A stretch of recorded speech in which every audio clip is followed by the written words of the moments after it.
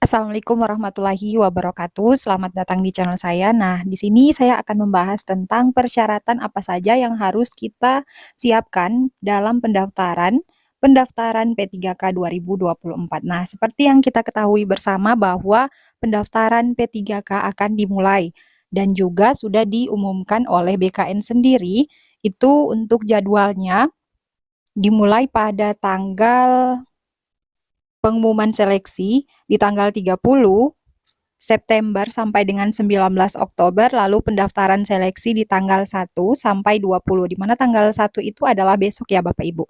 Nah, untuk persyaratannya adalah namun sebelum itu jangan lupa untuk subscribe ya teman-teman, karena untuk channel ini akan memberikan informasi tentang pendidikan P3K dan CPNS 2024.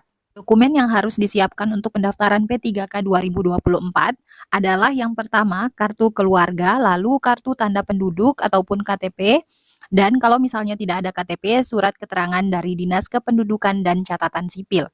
Lalu ijazah. Nah, untuk ijazah ini pengalaman saya pada tahun lalu itu merupakan ijazah yang asli ya Bapak Ibu, silahkan di-scan, lalu transkrip nilai. Setelah itu pas foto. Nah, kita kembali dulu di transkrip nilai. Nah, transkrip nilai kan di setiap universitas itu berbeda. Kalau misalnya universitas saya itu memiliki transkrip yang bolak-balik. Nah, itu bisa silahkan Bapak Ibu scan di 2 halaman. Jadi yang pertama dan yang kedua itu tentang IPK-nya, seperti itu. Tidak apa-apa selama dia tidak melebihi 1000 kilobyte, 1000 kilobyte atau 1 MB tidak masalah. Nah, untuk pas foto ini merupakan pas foto berbentuk JPG. Silahkan dilihat dari rinciannya ya Bapak Ibu. Jangan PNG. Jikalau PNG nanti tidak bisa diupload. Lanjut untuk swafoto, ini bukan swafoto Bapak Ibu. Mungkin salah ditulis oleh penulis Detik Sulawesi Selatannya. Mungkin ini adalah pas foto ya, pas foto berlatar belakang merah. Nah, untuk pas foto ini setiap instansi ataupun setiap daerah itu memiliki peraturan yang berbeda-beda. Bisa jadi saat pendaftaran dimulai pada tanggal 1 itu mereka PKPSD masing-masing daerah akan mengumumkan persyaratan pas fotonya. Ada daerah yang mengharuskan pendaftarannya itu menggunakan jilbab hitam dan dasi seperti itu, dan laki-laki menggunakan jas. Jadi Bapak Ibu harus memperhatikan baik-baik dan mengikuti BKPSDM masing-masing daerah Bapak Ibu, karena di situ merupakan persyaratan yang lebih detail. Jangan sampai Bapak Ibu terpaku di channel YouTube ini. Nah, untuk selanjutnya adalah dokumen lain sesuai dengan ketentuan jenis seleksi dan instansi yang dilamar. Untuk dokumen-dokumen lain ini, yang pertama itu tentang surat pernyataan. Di sini ada banyak surat pernyataan, itu ada 3 kalau tidak salah jumlahnya. Nah, yang pertama adalah surat pernyataan mau dipindahkan ke ke tempat manapun. Jadi tidak keberatan. Lalu tentang surat siapkan adalah surat keabsahan data dokumen, nanti akan silakan di-download di BKPSDM-nya masing-masing, karena jikalau memang salah surat pernyataan nanti tidak akan lulus seleksi administrasi.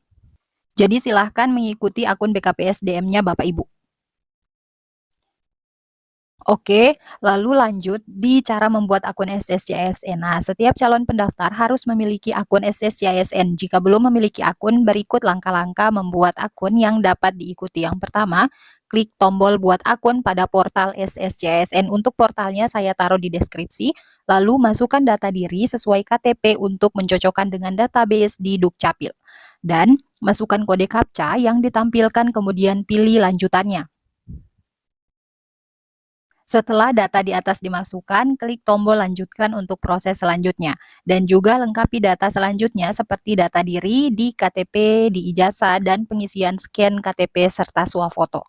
Isi password untuk akun SSCSN, jangan lupa untuk di screenshot. Untuk pertanyaan ada 2 poin di situ. Lalu pastikan ulang semua data yang diisi sudah benar. Data yang telah disimpan tidak akan dapat diperbaiki ataupun diubah lagi. Namun Bapak Ibu tidak perlu khawatir, ini tidak berpengaruh di seleksi administrasi.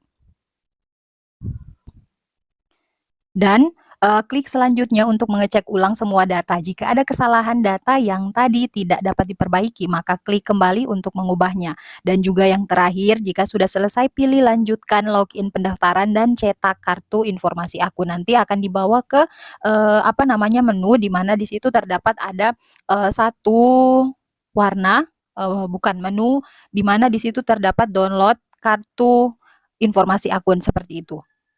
Nanti akan saya contohkan, jadi silahkan di-subscribe terlebih dahulu channel ini. Oke, untuk tahapan seleksi P3K, kembali mengutip dari laman Menpan RB, seleksi P3K tahun 2024 akan dilakukan melalui 2 tahap, yaitu seleksi administrasi dan seleksi kompetensi.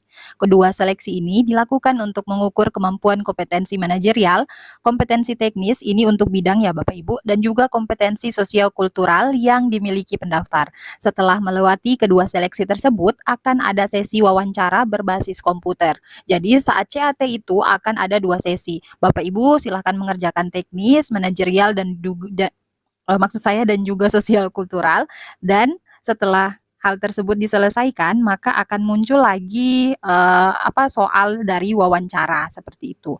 Lalu seleksi ini digunakan untuk menilai integritas dan moralitas dalam diri peserta.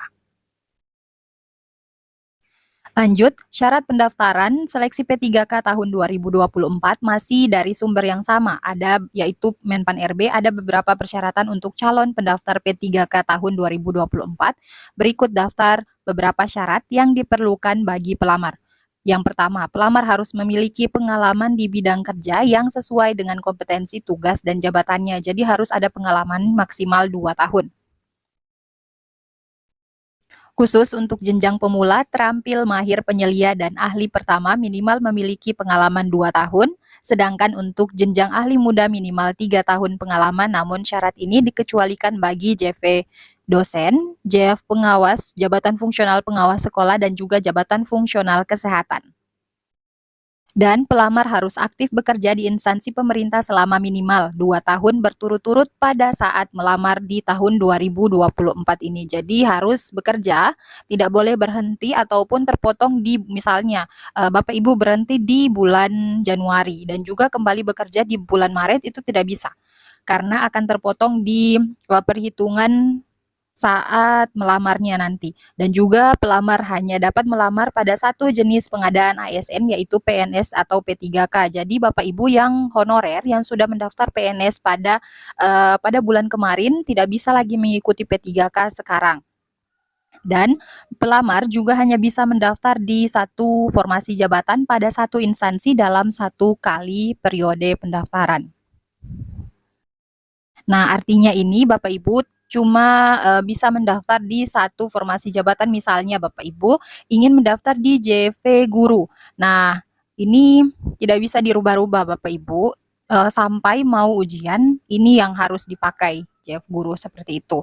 Mungkin itulah informasi yang dapat saya berikan, semoga bermanfaat. Wassalamualaikum warahmatullahi wabarakatuh.